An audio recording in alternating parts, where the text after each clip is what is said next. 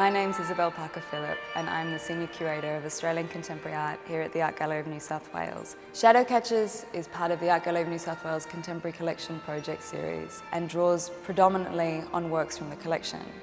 This is an exhibition that looks at the complex ways that we use photography to both navigate and narrate our experience of the world. Photography is something that we all think we understand. We carry phones in our pockets and we take and see thousands of images every day. But photography is a little bit more slippery and nuanced than we might first expect. We all assume and take for granted that photography can give us a neat facsimile of the real. But how straightforward is photographic replication? It's photography's ability to record and replicate the real that has seduced and confounded audiences since the medium's inception. When photography was invented in the 19th century, people were so struck by this sudden and radical ability to pluck an image from the world and hold it fixed forever. References in early accounts of photography to mirrors and shadows pop up again and again, because both of them rely on the physical presence of a subject in order to create an image, and so does photography. It's the photograph status as a trace recording and a means of bearing witness that is what has cemented its emotional value in our lives.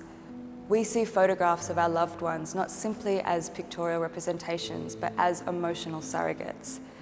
We don't treat a photograph of our mother as a mere image, we treat it as a conduit, as a means of reaccessing and remembering. And that is because in order to create a photograph, the subject must stand there in front of the camera for that very moment.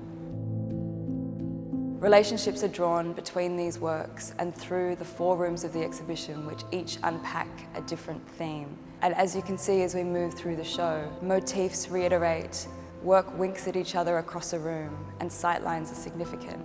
The placement of the works in this show is critical to the way that it unfolds.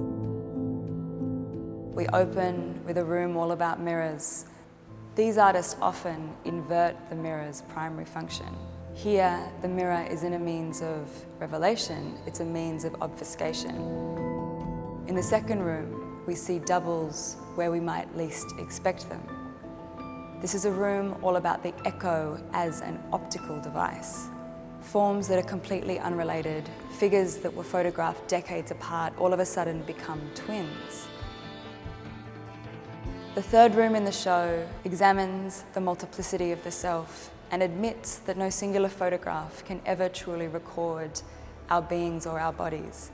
We are, all of us, always multiple and always in motion. The final room in the exhibition looks at the complex nature of photographic time. Photographs capture moments and allow them to endure into the future.